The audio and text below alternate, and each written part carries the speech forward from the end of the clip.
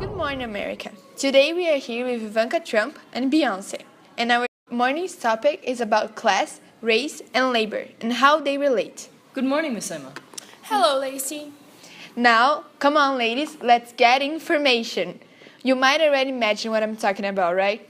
Beyonce, let's talk about your new single, Formation. I got hot sauce in my bag, swag. I see it, I want it. I stuck yellow, want it. I dream it, I work hard, I grind till I own it. I twirl on the middles, albino alligators.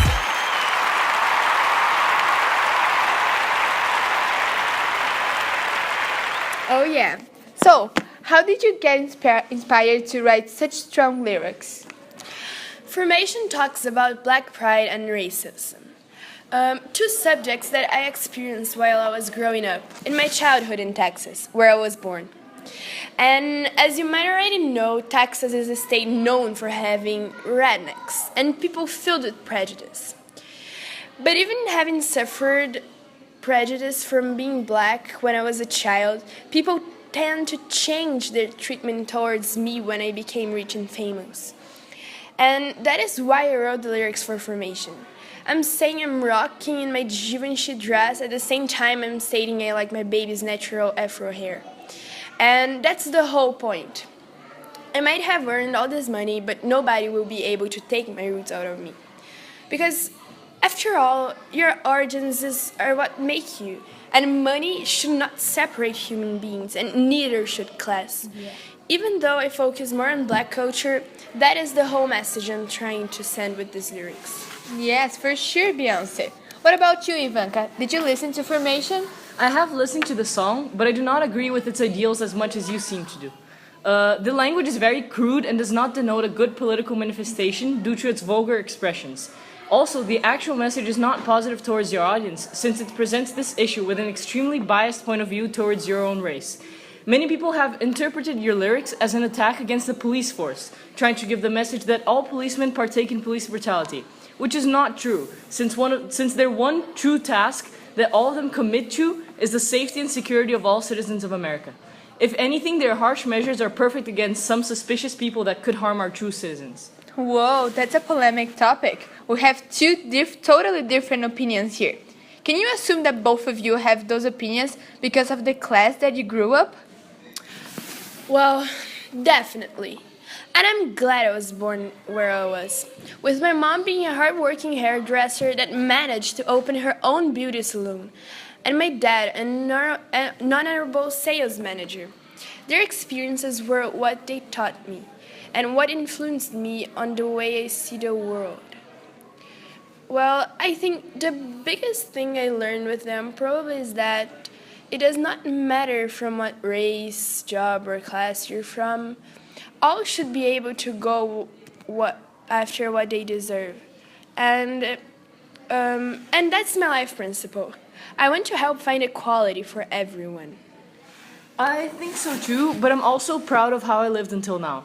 My father managed to grow his own business after only using a small loan of $1 million from his family, so it proves that we are able to further our business and not just depend on the family's influence. With my money, I was able to get a good education. The police that I have seen have never bothered me or attempted any kind of brutality, and I was always safe around them. It is ridiculous that anyone could claim that they mean harm to the people they are sworn to protect. In my understanding, you can be proud of being black, but there's no reason to flaunt it at every single given opportunity. I'm not flaunting it any given opportunity. I just decided to use the influence of my music and this influence that he has over people to talk about serious matters and spread awareness. Just like Bob Marley did with this song, Them Belly Fool, talking about this big gap between one class and another. I don't see how this can be prejudicial to anyone, Ivanka. That's a very interesting topic. Ivanka, do you think, just like Beyonce, that the more distinction we make between labor classes, the more the prejudice we have with each other? I disagree. I think that we made these classes so that society is organized. It is possible to go from a lower class to a higher class, but several people simply do not have the ambition to try and do so, and resort to other illegal tactics and therefore feel targeted by the police. Our family and our business gives jobs to the people that want to climb the social ladder. Oh, so you think that prejudice, or as you say, class distinction, is good for our country? I'm not in favor of prejudice. I'm just saying that if we don't make a distinction between classes, we're going to become a completely socialist or communist country, which is proven not to work. If we really want to make America great again, we have to improve our current great policies and replace bad ones with new and improved measures. We do have to improve the living conditions of the poor and the before-mentioned prejudice. But none of my father's statements have ever had the intention of promoting prejudice in America. There have always been and will always be distinction between classes in the same way that different races have tended towards different styles of language. There's a big difference between this formal and standard languages that I am currently using and the language of an African American in the ghetto. Yes, make it great again with laws that benefit you and your social class. Now, imagine for someone that did not have a small loan of $1 million to start a business. And I'm not only talking about this. I also mean the prejudice suffered by black people that don't have the same opportunity and are not seen the same way as you are. Whoa, girls, don't take it too serious when I said to get information.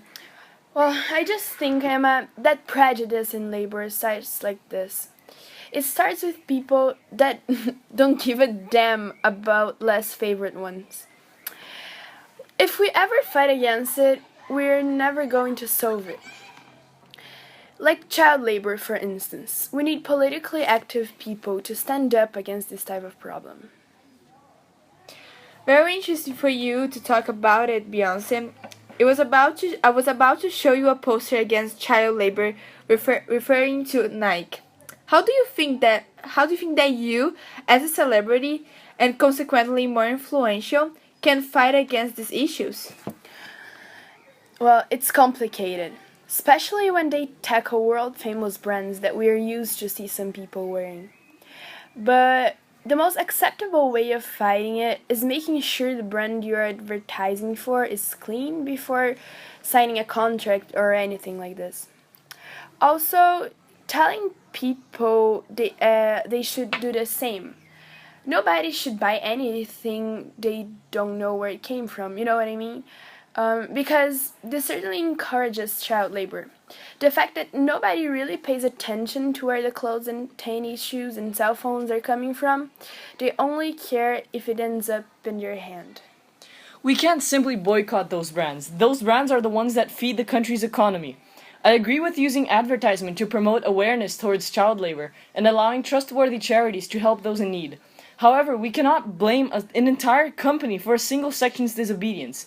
As part of a business-minded family, I can assure you that it's nearly impossible to control every single section of a large business, especially in such international companies like Nike or Adidas. We cannot make generic assumptions about every single person in the company and every single product in the company, because that would make you have just as much prejudice for these companies as you blamed me for having against blacks. So you don't want to fight child labor directly? You want to be discreet about a problem that should be an universal concern. Everybody should fight child labor together and be inspectors of their purchases. Like this, we would have success, and not by trying to cover the issue. We cannot fight fire with fire. We have to learn from our mistakes and create a long-term solution for this major problem, rather than trying to find any short-term solution that will simply cause more problems than it solves. This is why people have such prejudice. You will simply try to create a short solution with no thought whatsoever, simply to ease your guilt, and then complain even more when it backfires with more major problems that affect the entire world. Oh, please. Now, okay, girls, okay. Let's hear a word from our sponsoring. Hey, Thirst. Thanks. Can I try out a few Coke Summer sound effects on you? Yes. Cool. You okay with this? Yes. And this? Yes. And what about this? Yes. Ha! Gotcha there, Thirst. That wasn't sound effects. That was a Coke. I'm no longer thirsty. You're so out of here. Coca-Cola, open happiness. Thanks, girls, for coming to CDC Radio. Thank you for the opportunity, Lacey. Yes, same. And now to our top 5 of the week.